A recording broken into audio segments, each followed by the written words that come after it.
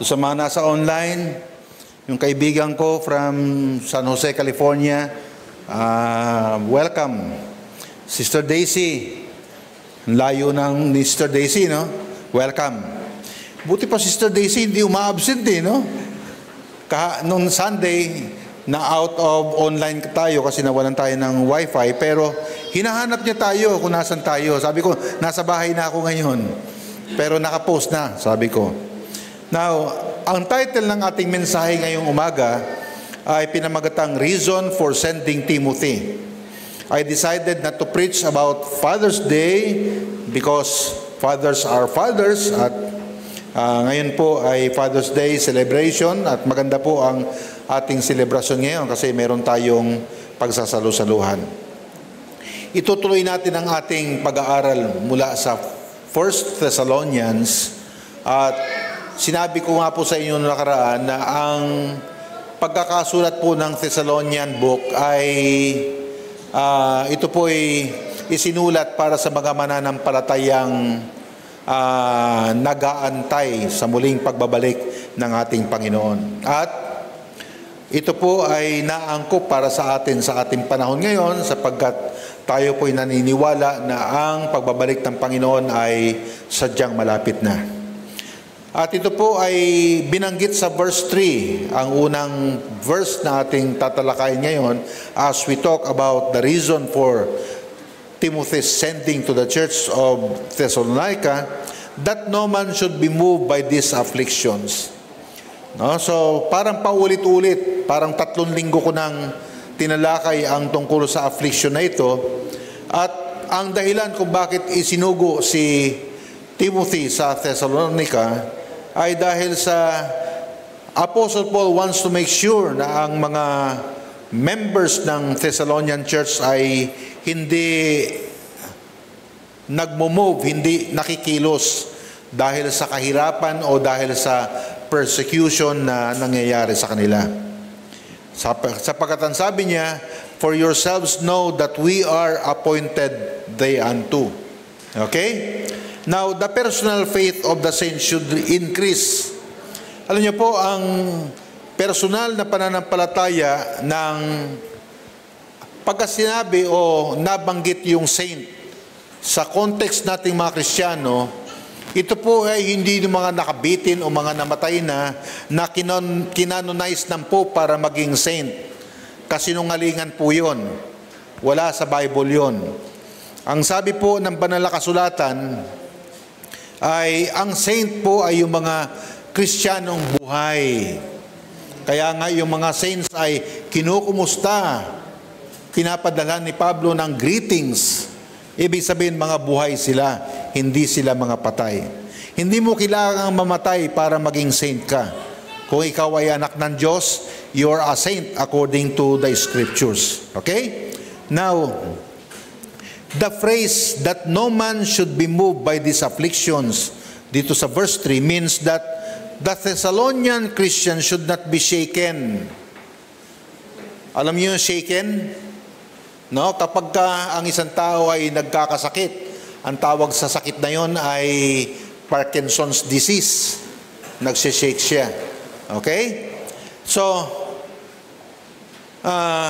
ang kahulugan po nung that no man should be moved or by these afflictions ay para ang mga Christians ay hindi masishaken or magiging unsettled sa kanilang pananampalataya by the trials and persecutions they were experiencing. Kasi oras po na dumaan ang ano ba sa Tagalog yung salitang affliction?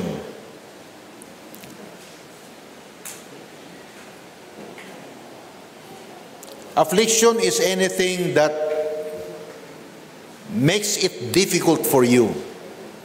Yan. So kapag dinaanan ang isang Kristiyano ng something na nagpapahirap sa kanya, yun po nangyayari yung umuuga tayo. Okay? Na sinabi ng banal na kasulatan na, o sinabi ni Pablo na gusto niyang tiyakin na hindi umuuga yung ating pananampalataya. Now, yung phrase na ito ay nag-emphasize ng kahalagahan of remaining steadfast in belief despite suffering. Sa level ng mga Kristiyano, bagamat lagi nating naririnig yung salitang pananampalataya. Tama, no? Lagi nating naririnig yan. Kahit hindi mga Kristiyano nagsasabi o binabanggit ang pananampalataya. Pero I want you to remember and I want you to understand na ang pananampalataya ay sobrang halaga sa atin, sa ating mga Kristiyano. Sapagkat ang pananampalataya ay parang puso. Para ang Kristiyano ay hindi umuga, hindi sumayaw sa kanyang pananampalataya. Hindi siya magbago. Okay? Paul was aiming to encourage them to endure their hardships. Yan, no? Yun yung aim, yun yung gustong gawin o gustong ni Pablong mangyari, na yung mga Kristiyano sa Thessalonica ay mag-endure sa kanilang hardship, sa kanilang naranasang kahirapan. No, with faith and not be led astray by them. Yan, hindi siya matitinag. Mag-i-endure siya sa kahirapan. Sa salitang Tagalog yung endure? Magtitiis. Magtitiis siya. Doon ngayon pumapasok yung salitang pananampalataya. Kasi kapag nag-shake na yung pananampalataya mo, doon lang mangyayari yung pagka nag-shake na yung pananampalataya mo, doon lang mangyayari yung magsishake yung mga paniniwala mo. Doon ka possible tumalikod, doon ka possible na magbago, mga ganun ba? Okay? Kaya tingnan natin yung kanilang sitwasyon dito. Ang mananampalataya na humaharap sa significant persecution. Now, in particular, yung nangyayari sa Thessalonian Church na nagbibigay o nagpapahirap sa kanila, in particular, ay because of their faith in Jesus Christ. No, because of persecution. At ang pine-persecute ng panahon na yon ay yun lamang nagpapahayag ng kanilang pananampalataya. Hindi lahat pine-persecute. No, hindi lahat. Hindi ko mo na krusunadahan ka, hindi nila gusto yung forma mo, hindi ko mo ganyan ang kalagayan mo o ganito ang kalagayan mo, ipe-persecute ka na. Hindi ganoon, mga kapatid. Naintindihan natin? No? Ang dahilan, may malalim na dahilan kung bakit ang Thessalonian Church ay nape-persecute. Hindi nila gustong mangyari yon, pero nangyayari. Bakit? Dahil sa kanilang pananampalataya kay Jesucristo. Okay? Naintindihan natin, ano? Okay? So, yun ang concern ni Pablo, na dahil sa kanilang pananampalataya sa Panginoon ay nape-persecute sila. At napakahalagang malaman ni Pablo o ma-sure ni Pablo na despite of persecution ay hindi nagsishake yung kanilang pananampalataya. Hindi sila magbabago. Yan. Napakahalaga na dito sa ating circle na ito, ang goal natin ay mapatibay, mapalakas ang ating pananampalataya. Ang goal natin ay magkaroon tayo ng unshakable na pananampalataya. Kasi sa oras na mag-shake ang pananampalataya ng isa o dalawa o ilan sa mga members natin, yun na ang hudyat. Yun na yung umpisa. Amen? Amen. Yun na yung umpisa. Na ikaw ay pwedeng tumalikod o pwedeng magbago sa iyong paglilingkod sa ating Panginoon. Okay? So, knowing their difficult situation, dahil alam ni Pablo yung kanilang mahirap na kalagayan, Paul sent Timothy to strengthen and encourage them. The purpose of encouragement is for Timothy. O, siyempre, nung sila'y ipinadala ni Pablo, o si Timothy ay ipinadala ni Pablo, siyempre, tiniyak ni Pablo na yung pagbisita ni Pablo sa kanila, sa mga mananampalataya doon sa Thessalonica, would not be shaken or moved from their faith by the affliction they were enduring. Yan ang gustong matiyak ni Pablo na hindi magsishake, hindi nagbabago.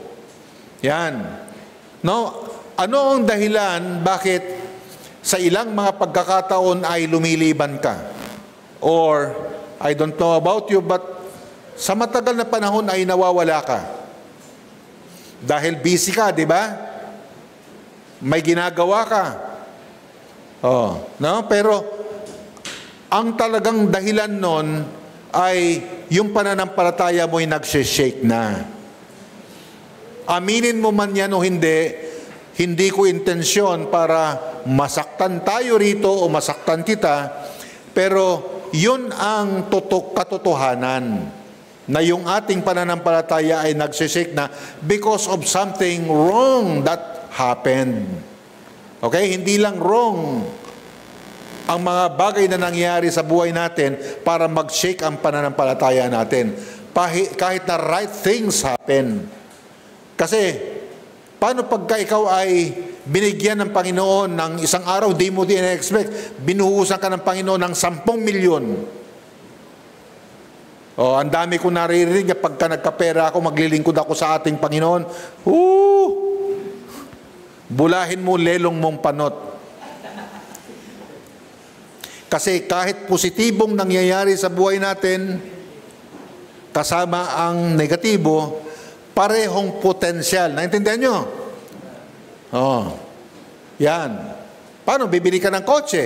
Dahil kotse na, ang dali-daling magsisimba ka lang ng 1 oras, 2 oras.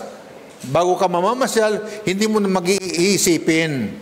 Ito talaga online naman. Pag uwi ko na lang ako mag-online. Pero pag uwi niya, pagod na siya, hindi siya mag-online. Bukas na lang. Malilimutan na niya yun. Remember, anumang ipinagpabukas natin o pinamamaya natin are all potential to be forgotten. Kaya merong prinsipyo na anuman ang pwede mong gawin ngayon, huwag mong ipamamamaya o huwag mong ipagpabukas. Why? Because of the potential of forgetting them. Naintindihan natin mga kapatid? Okay?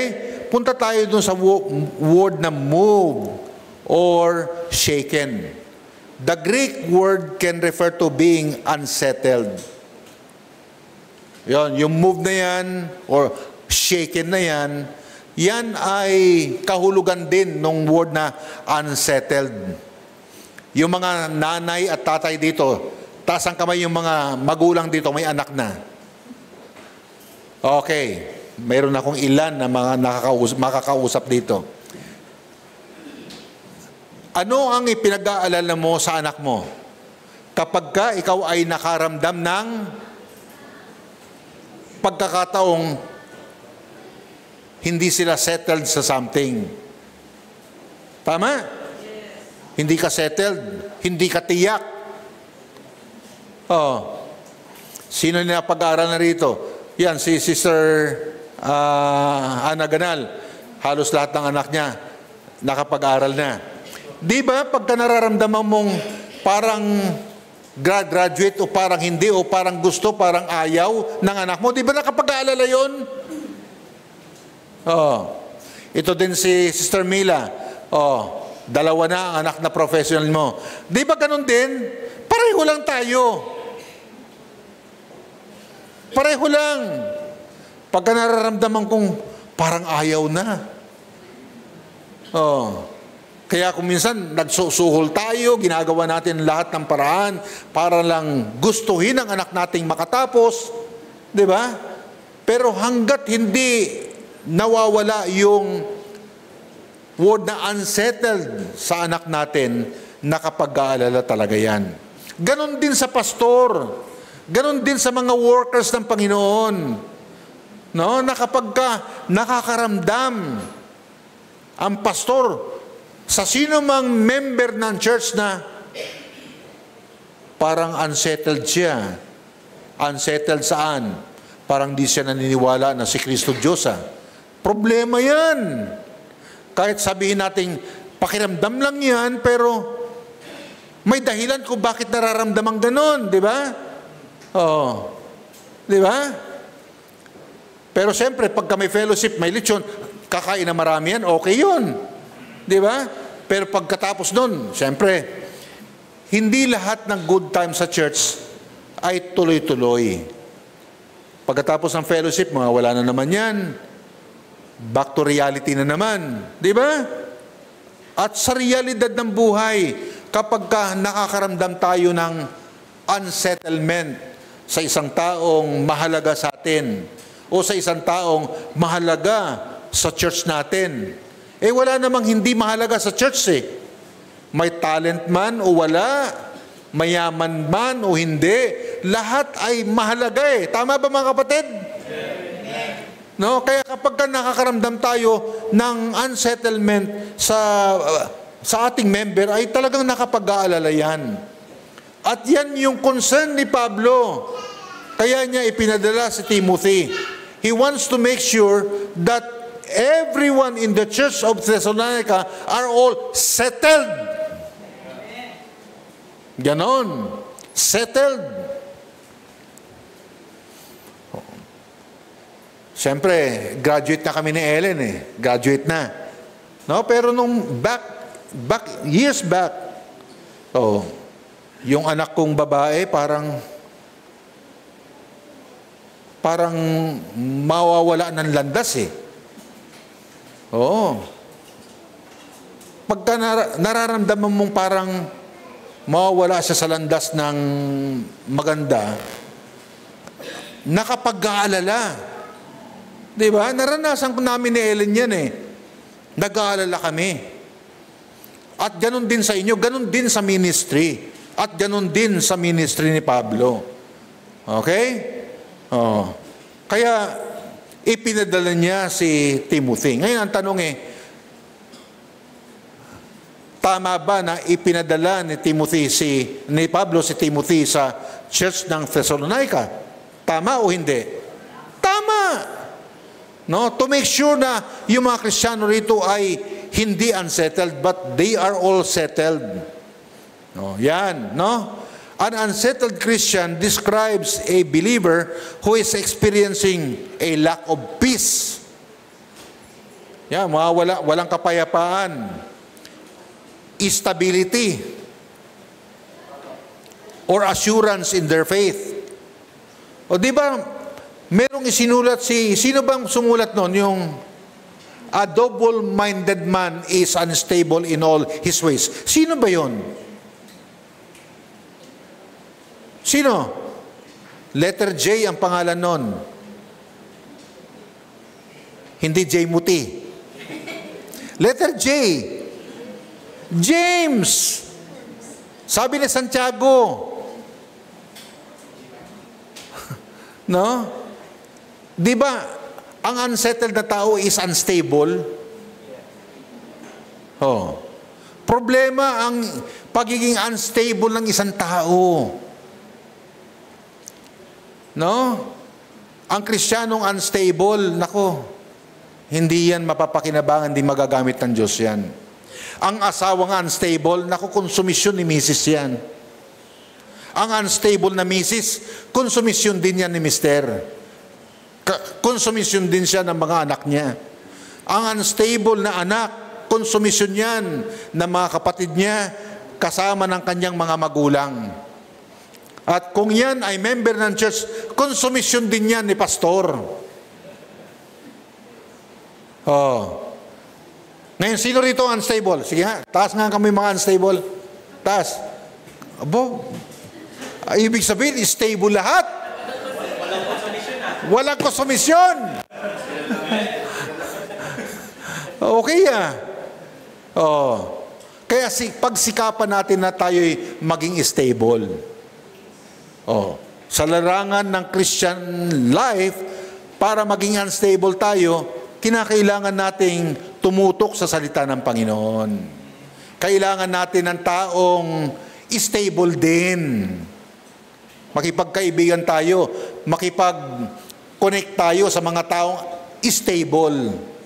Kasi kahit na stable ang isang tao, pero connect siya sa mga unstable na mga tao, pwede siyang ma-impluensyahan. Naintindihan natin mga kapatid? Amen. Yan, okay? So, ano ang mga dahilan para ang mga tao ay maging unstable o ang isang Kristiyano ay maging unstable? O yun, duda. Kaya sa buhay natin, napakahalaga nung tinatawag na katapatan. Naintindihan niyo yung katapatan? Sa Tagalog, katapatan eh. Sa Ingles, ano yun? Ay, hindi niyo alam sa Ingles. Ang hira ninyo sa Ingles. Oh. Anong ibig sabihin ng tapat sa Ingles? Ano yun sa English? Letter F. Faithful. Oh. Sino mang isang tao na naramdaman mong hindi ka mahal, magdudulot yan ng doubt. Di ba? Doon magiging unstable ka. Kasi hindi ka sigurado eh.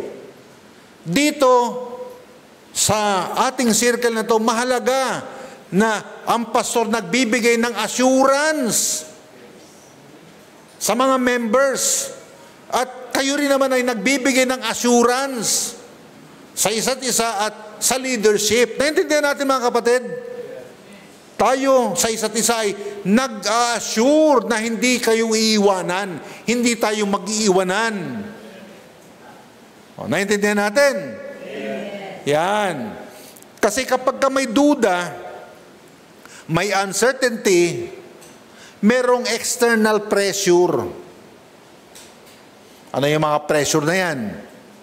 O, pressure ng dugo. Yun ba yun? O anything. Naintindihan nyo external pressure di ba?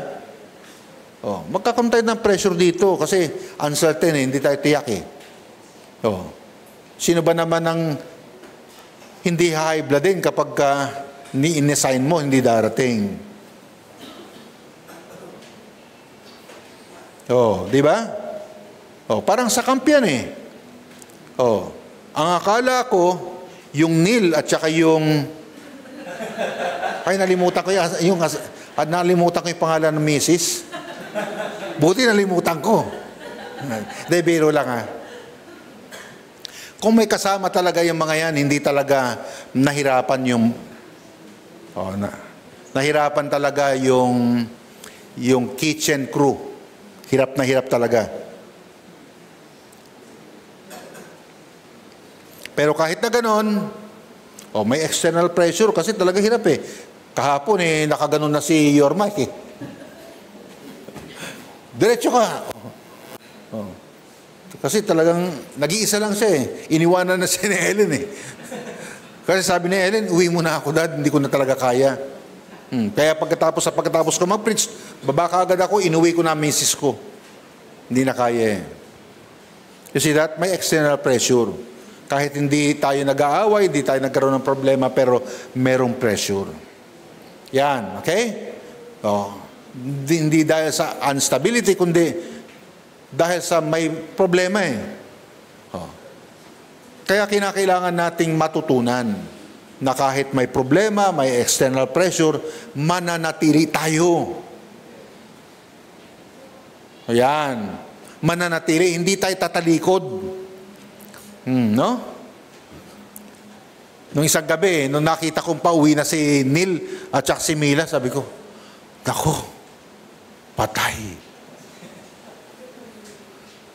Malungkot ako siyempre. Kaso, kailangan nilang umalis kasi may trabaho. Naintindihan ko naman yun.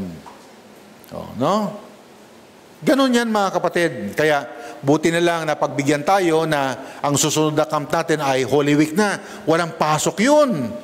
Masaya yun mga kapatid. At ang goal natin ay 50, 50. Palagay ko kaya na natin yan. Okay? Na campers. Now the goal was for them to stand firm in their faith.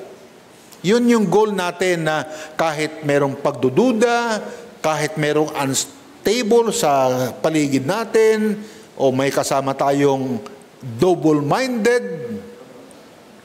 Yung unstable kasi double-minded yan eh. Pagka nakapag-asawa ka ng double-minded, naku, halimbawa, misis ka ng double-minded na mister, naku, grabe. Ngayon, mahal ka niya. Bukas, mahal naman niya yung kapitbahay mo. Ganun yun.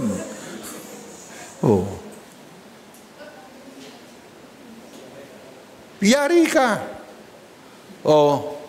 Ngayon, ang paniwala niya, siya ang magtatrabaho at bubuhayin niya yung mga anak mo.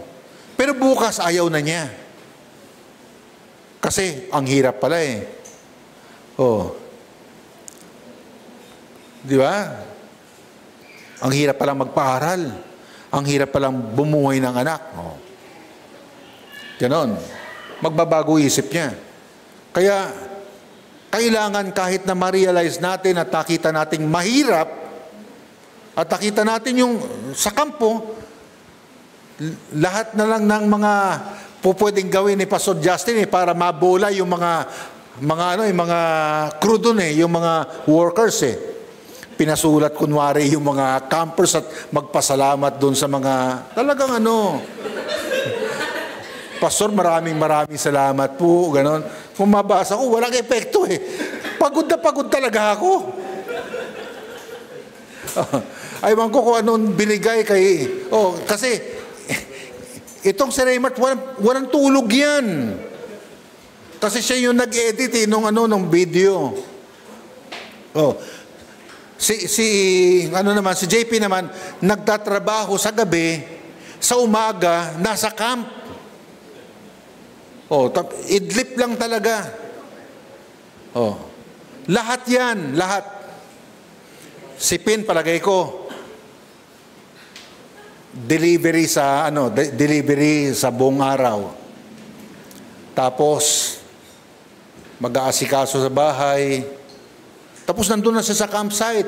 Tumutulong na. Pag alis nun, malamang namasada ka pa, no? Namasada pa. Hindi natin pinag-uusapan dito na sana hindi ka makaranas nun. Hindi.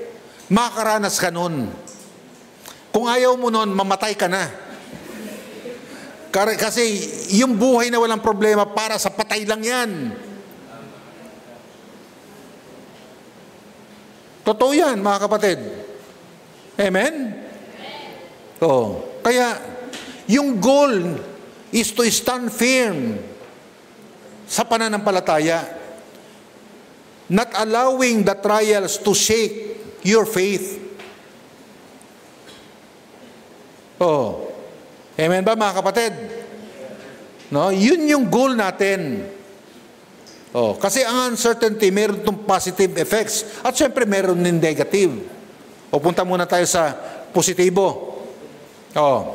Uncertainty can force Christians to rely more heavily on God. Syempre, ang hirap ng buhay Kaya ang positibong effect niyan ay lalo kang magtitiwala sa Panginoon. Di ba? Lalo mo ma-recognize yung iyong limitation at yung sovereignty ng ating Panginoon. Ang ganda di ba? Pero meron ding negative effect. Ano negative effect? These are worry, anxiety. Walang pera Walang trabaho Kulang ang sweldo di ba? Pero pwedeng, kahit kulang, magre-rely ka sa Panginoon. Lord, bahala ka na, kulang talaga Pero pwede maging negatibo. Lord, sobra naman kaya mag-aalala ka, magkakaroon ka ng anxiety. Di ba? And diminish sense of peace and trust in God. Mawawala iyong sense of trust, yung tiwala mo sa Diyos. Pareho may problema Dalawang tao may problema, pero pwedeng Iba-iba ang epekto, pwedeng negatibo o positibo. Depende yan sa perception natin. Okay? So, it can also cause a lack of focus on spiritual growth and devotion. O kaya, dahil sa wala akong pamasahe, ang hirap ng buhay, kulang ang sweldo, kulang ang mga gagamitin sa pag-aaral ng anak ko. Kaya hindi ka na mag-a-attend ng post-encounter. Ganon yan. Kasi kulang eh. Pero meron ding kulang, pero nandyan at nag-a-attend ng post-encounter. Tama ba mga kapatid? Hindi na magdi-devotion yan. And potentially lead to physical health problems. Yan yung nagkakaroon ng marami at sari-saring problema sa kalusugan. Nasabi ko lang ito mga kapatid, hindi ito patama dun sa mga nasa ospital at mga may sakit ngayon ha. Lahat pwede magkasakit. Pero minsan lang nagkakasakit ang hindi ganito, yung positibo. Minsan lang nagkakasakit yan. Ang laging tinatamaan ng katakot-takot at panay-panay at paulit-ulit na problema ay yung negatibong epekto ng problema sa kanila. Naintindihan nyo mga kapatid? Si Faith wala dito kasi may problema siya. Physical. Minsan lang yan. Si Marie, ganun din, isang beses lang rin. Si Joshua, minsan lang rin. No? Mga kapatid, positibo ba o negatibo ang magiging epekto nito sa atin? Depende. Now, dito sa verse 4, Paul reminds them, o the Christians, that he had repeatedly spoken in the past of certainty of tribulation in the life of the believer. Yung problema, inuulit-ulit. Katulad ni Pablo, ulit-ulit ako nagsasabi, paulit-ulit. Sabi niya sa verse 4, for verily when we were with you, we told you before that we should suffer tribulation even as it came to pass, and ye know. In other words, I want to repeat this, sabi ni Pablo, and I want to say it again. No, Paul reminds them that they would experience problems. Naintindihan natin yan, di ba? Yung iba nagsasabi, bakit ganito? Kung kailan ako naging Kristiyano, parang nagkaroon pa ako ng mas maraming problema. Hindi totoo yun. Paniwala mo lang yun. Ibig sabihin nun, inuumpisa mo ng sisihin na naging Kristiyano ka. Dapat i-appreciate mo. Kaya parang sa tingin mo, dumami ang problema mo nung ikaw ay naging Kristiyano kasi mas na-realize mo kung ano talaga ang problema ngayong ikaw ay Kristiyano na. Because you have the ability to read between the lines and you can now recognize the kind of problems that you are having. Okay? Yan. So, this was not a one-time moment, but something he repeatedly emphasized. Paulit-ulit si Pablo talaga rito.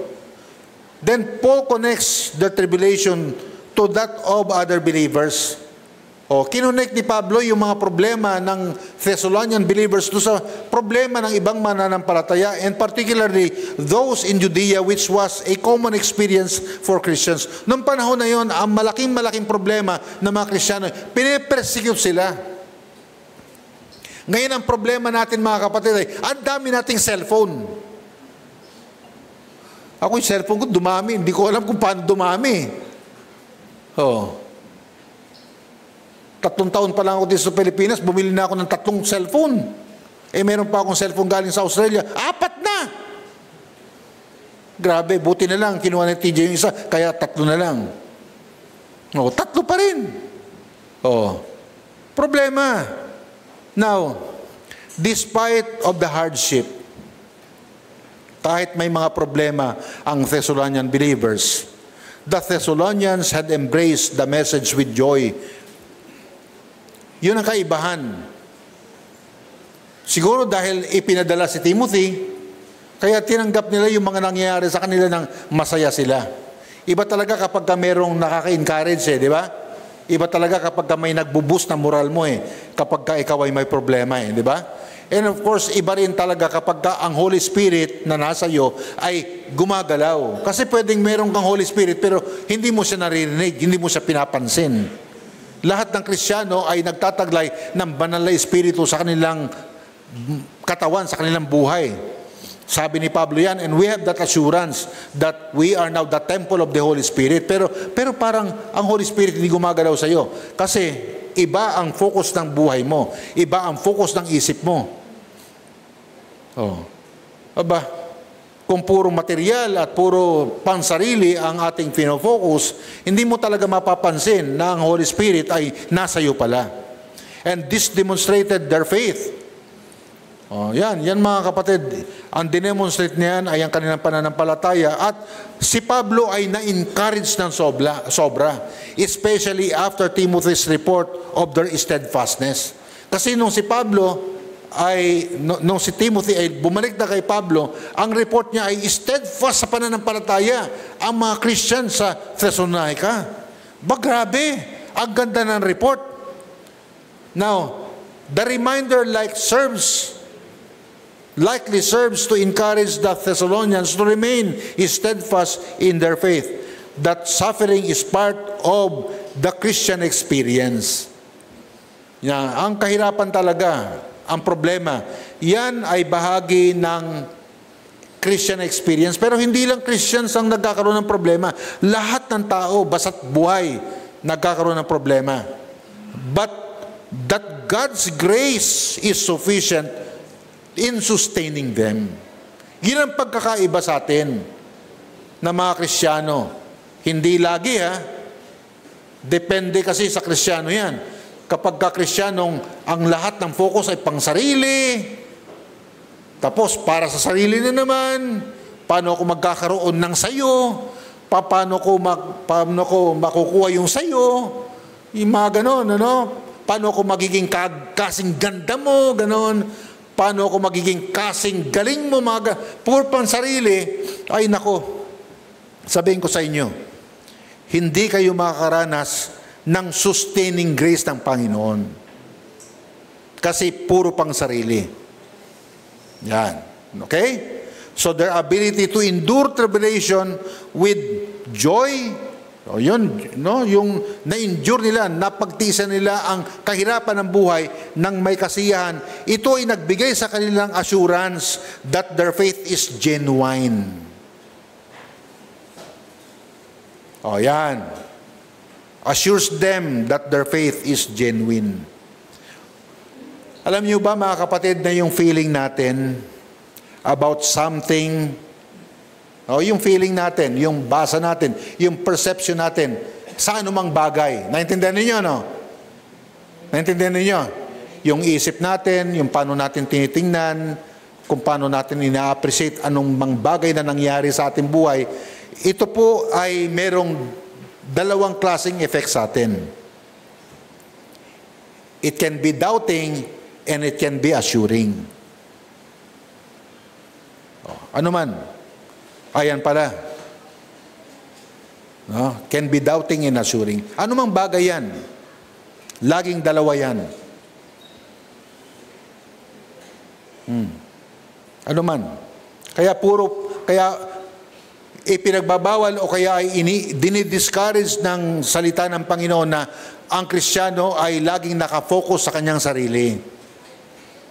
Kasi kapag ka inugali mo na maging nakafocus ka sa iyong sarili, ay nako, problema talaga yan. Lagi kang magdududa or pwede maging positibo, magkakaroon ka ng assurance. Kaya yung mga Kristiyanong sa kabila ng katakot-takot at mabibigat na dinaan ng mga problema, kariringgan mo na biyaya ng Panginoon. Sa biyaya ng Panginoon, naisalba ko, nakatawid ako. Yan. At ang panghuli, baptist muna tayo ngayon, kaya 3 points. Paul knew the danger of being tempted by Satan. Naintindihan po ni Pablo na mahirap problema. Delikado na tayo po ay tutuksuhin o pahihirapan ng dyablo. Sabi po rito sa verse 5, "For this cause, when I could no longer forbear," ibig sabihin ng forbear ay hindi ko na matiis. Okay? Hindi ko na mapagtiisan. "I sent to know your faith, lest by some means the tempter have tempted you and your labor be in vain." Yung tempter diyan ay tumutukoy kay Satanas. Okay? Yan ay sinabi ni Pablo sa James chapter 1 verses 13 and 14. No. Delikado. At lahat ng Kristiyano ay nasa ganitong delikadong kalagayan. Naintindihan niyo mga kapatid? Na tayo ay tutuksuhin, tayo ay pahihirapan ng dyablo. No. Kaya sinabi naman ni Pablo yung sinabi niya dito sa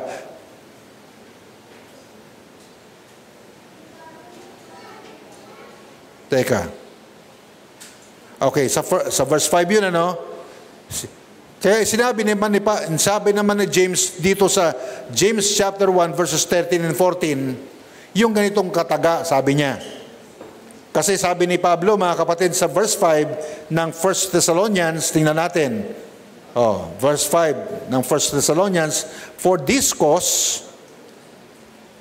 when I could no longer forbear," hindi ko na mapagtiisan, "I sent to know your faith, lest by some means the tempter have tempted you, and our labor be in vain."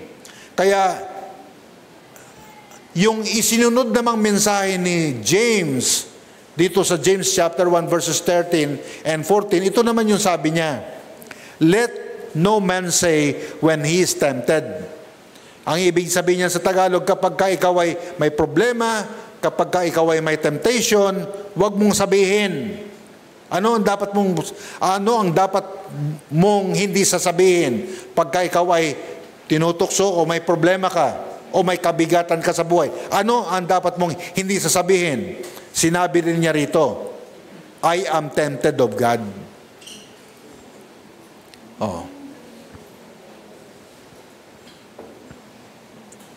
Pagka ikaw ay mayroong problema, pagka may kabigatan kang nararanasan, huwag mong sasabihin na Diyos ang dahilan kung bakit meron akong ganitong kabigatan.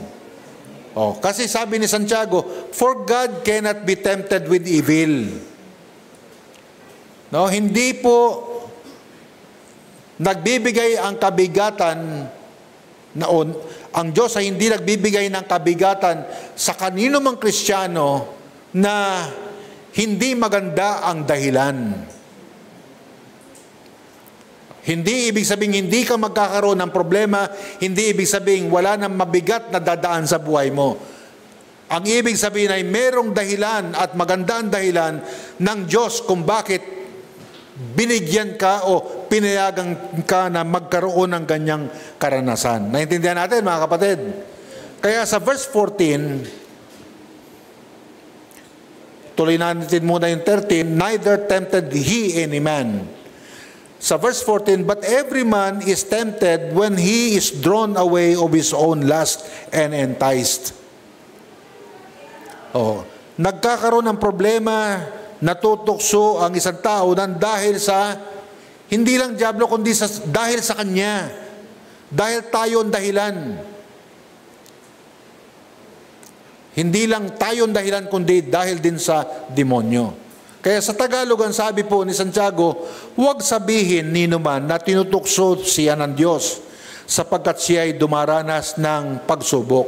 Sapagkat ang Diyos ay hindi maaaring matukso, at hindi rin naman niya tinutukso ang kahit sino. Natutukso ang tao sapagkat siya'y naaakit at nagpapatangay sa kanyang sariling pagnanasa. Okay? So dalawa ang mensahe ng verses na ito sa atin. Una, Satan tempts to bring out the bad. Yan ang unang mensahe. Tinutukso ka o pinahirapan ka, binibigyan ka ng problema ng dyablo to bring the bad on you. Ano ba yung mga bad patungkol sa tao? Gusto niyo makita? Yon, antayin ninyo magkaroon ng problema ang isang tao. Bumunot ka! Nakita niyo yan sa road rage. Diba? Yung ugali, makikita ninyo. Nakita na ba ninyo yung mga bad side ng mga tatay ninyo? Oh. Ako lang yata ang walang bad side dito eh. O, kita mo? O, anak ko yan, sabi nag-i-amen, walang bad side ang daddy niya. Hindi, biro lang, ha? O, lahat po tayo may bad side. At yan ay kadalasan nakikita kapag may problema tayo. Nakita nyo na rin ba ang bad side ng mami ninyo? Ba, ang dami nag-i-amen ngayon, ha? Pagdating sa mami, ha? Grabe, ha? Konti lang sa daddy.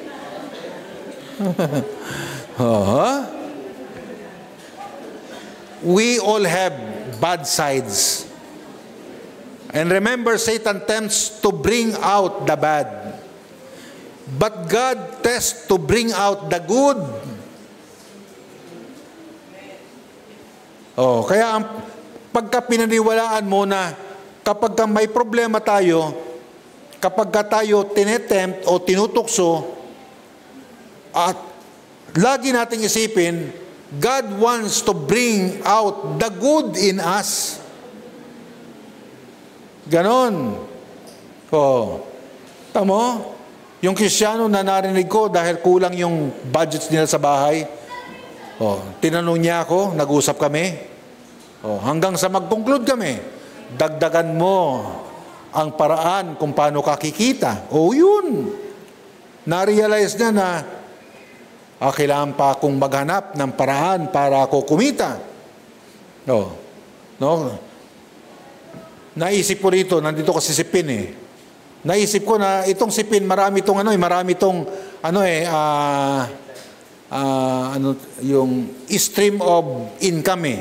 Yung pinagagalingan ng income. Una, nanay niya nasa Germany. Di ba? Pangalawa, sa umaga hanggang hapon, nagdi-deliver yan ng Lazada. Pangatlo, nagjo-joyride pa yan. Pangapat, angkas pa yan. Pagka mahina ang joyride, palit ng application. Yan, naintindihan niyo mga kapatid?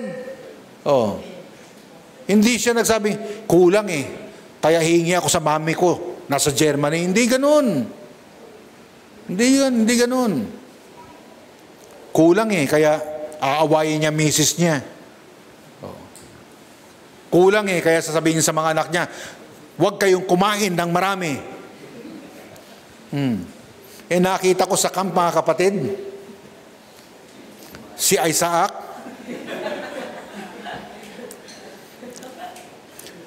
kung mayroon lang akong paraan babakuran ko talaga, ipapadla ko yung kusina eh. Maya't maya, binano ba si Isaac na to? Paray, laging gutom. Na-imagine ko na kung bakit talagang ganun nagsisipag si Pin. Kaya naman sinabi ni Pedro sa 2 Peter chapter 2 verse 9 ang ganito, the Lord knoweth how to deliver the godly out of temptation. Maging spiritual ka lang. Huwag kang laging nag-iisip ng para sa iyo. Isipin mo kung paano mo malwalwalhati ang Panginoon. Isipin mo kung paano ka makapaglilingkod sa Panginoon. Paano ka makapagsisimba ng matiwasay, na hindi ka nag-aalala. Kasi ang sabi ni Pedro sa 2 Peter 2:9, the Lord knoweth how to deliver the godly out of temptation. Alam niya kung paano kanya i-deliver. O kung paano kanya palulusutin sa iba't ibang mga problemang nararanasan mo. O Tagalogin natin, kaya alam ng Panginoon kung paano ililigtas mula sa mga pagsubok ang mga tapat sa Kanya. O, hindi lahat ng Kristiyano, lahat ng tapat sa Kanya. O, kaya magtapat ka. Para ang biyaya ng Panginoon ay managana sa iyo. Naintindihan niyo mga kapatid? O, kaya sabi naman ni Pablo sa 1 Corinthians 10:13, ito naman ang sabi niya. At dito po tayo nagtatapos. Masaya kayo nagtatapos na tayo? Oh, masaya kayo, no? Pag hindi kayo nag-amen, dito matatapos. So ito po ang sabi niya. Makinig kayo. There hath no temptation taken you, but such is common to men. Huwag kang masusurprise na ikaw ay nagkakaroon ng kabigatan. Sabi ni Pablo, but such as is common to men. Okay? But God is faithful. Kung ikaw ay magtatapat, ang Diyos ay matapat din. Who will not suffer you to be tempted above that ye are able? No, hindi kanya bibigyan ng mga problema o kabigatan sa buhay mo na hindi mo kaya. Ganun ka-fair ang ating Panginoon. But will, with the temptation also, make a way to escape, that ye may be able to bear it. Sa wikang Tagalog, wala pang pagsubok na dumating sa inyo, no? Wala pang pagsubok na dumating sa inyo na hindi nararanasan ng ibang tao. Tama ba? O, ibig sabihin, lahat ng nararanasan mo, nararanasan din ng iba. O, sinunod niya sinabi, tapat ang Diyos at hindi niya ipahihintulot na kayo'y subukin ng higit sa inyong makakaya. Ibig sabihin, kaya mo. Ikaw lang ang nagsasabi, ikaw lang ang nag-iisip na hindi mo kaya yan. At kapag ka inisip mong hindi mo kaya yan, doon na lalabas ang mga bad tungkol sa iyo. Oh. You see, ang Diyos na nagsasabi, kaya mo yan. Bakit? Sapagkat alam ng Diyos kung paano niya ililigtas ang mga nagkakaroon ng problema. Tama mga kapatid? Oh. Sa halip, pagdating ng pagsubok, bibigyan niya kayo ng lakas upang makayanan ito at ng paraan upang malampasan ito. Malalampasan mo. Diyos na nagsabi sa pamamagitan ni Pablo, malalampasan mo yan. Kaso, hindi natin pinaniniwalaan. Babalik na naman tayo doon sa kanina at inumpisa natin kanina. Kaya napakahalaga ng pananampalataya sa buhay ng isang anak ng Diyos. Amen? Oo. Na dapat meron tayong tiwala sa Diyos. Na kapag sinabi ng Diyos, maniniwala tayo at magtitiwala tayo para hindi tayo nag-aalala at hindi lalabas yung mga bad about us. Kasi kapag nananampalataya ka, therefore maniniwala ka na ang temptation o ang mga problema o mga kabigatang dumaraan sa iyo, nangyayari at dumaraan yan sa iyo kasi kaya mo. Kasi kapag hindi niya bibigay sa iyo yan. Ibibigay niya yan kay Raymark. Ibibigay niya yan kay Pin. Pero pag hindi kaya ni Pin, yun, kay Yormike. Pero pag hindi kaya ni Yormike, yun, kay Justin. Yung pinakamabigat. At kung hindi niya kaya, bibigay sana sa akin, pero mabait kasi ako eh. Okay, kay TJ na lang. Kaya mo kapag ibinigay sa iyo. Amen? Hindi sinabi, mga kapatid, hindi mo makikita. Wala tayong makikita na hindi mo kaya. Kaya mo. Ikaw lang ang naniniwala at nag-iisip na hindi mo kaya. No. At sinabi na ni Pedro na ang Diyos ay alam niya. Diyos yun pero sinabi sa atin na alam niya kung paano ililigtas ang isang tao mula sa kanyang problema. Diyos yun pero sinabi sa atin na alam niya. Meron bang hindi alam ang Diyos? Alam na natin yun na ang Diyos wala siyang hindi alam. Pero sinabi sa atin, alam niya. Kaya next time, pag tayo nagkaroon ng kabigatan, medyo sumandal muna tayo. Huwag tayo nang gagalahiti na kinakailangan masolve ko ito ngayon na. Hindi ganon. Pahinga muna tayo, tulog muna tayo. Tapos kapag tayo nakatulog na, nakakain na, nakipagkwentuhan na, nakapanood na tayo ng gustong-gusto nating palabas, yun, makakapag-isip na tayo. Kaya ko pala yun. You see? Yun.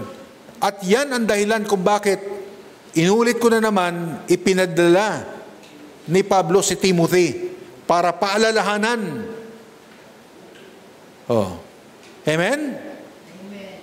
Pag hindi kayo nag-amen, ang text natin sa susunod, yung verse 3 na naman. Sige kayo. Mag-amen kayo? Ayaw nyo na ng verse 3. Di ba? Kaya nyo. Amen? Kaya ko. Okay? Can you say it? Kaya ko. Laki hina naman, Say it again. Kaya ko. Hina, 1, 2, 3. Kaya ko. Yes, kaya ko. Kaya natin. Kaya natin.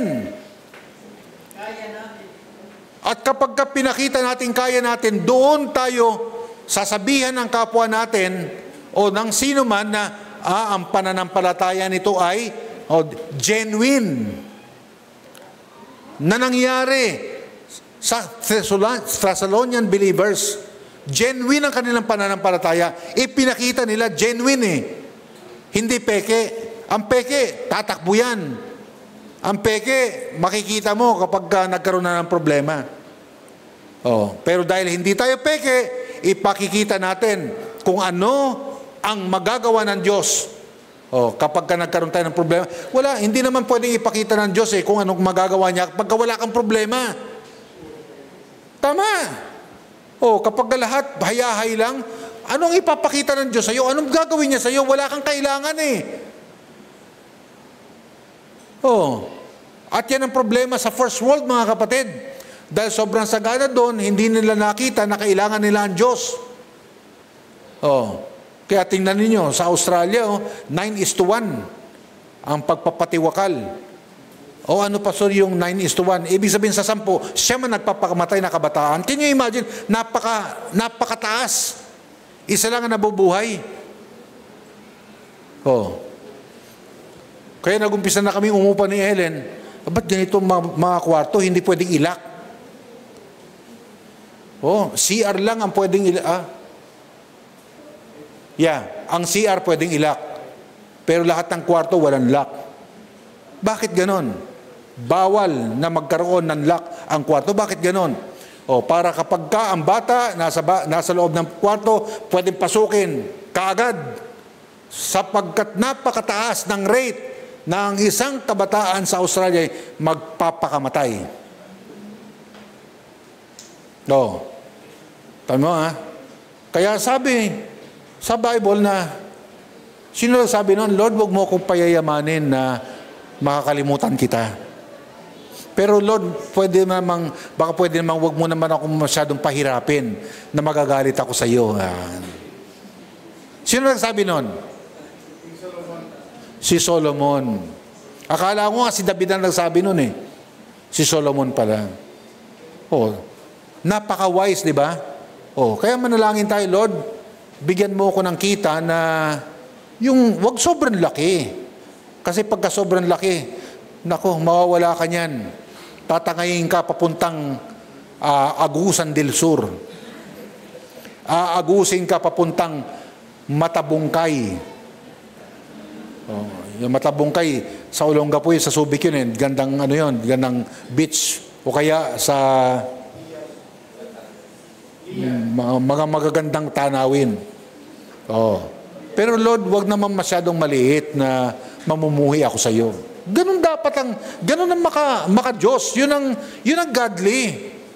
Lord, bigyan mo lang ako ng tama, di ba? At kung halimbawang hindi naman tama na ibigay, hindi husto, marunong kang masatisfy. Ganon, tayo po tayo. Tayo manalangin. Ama namin,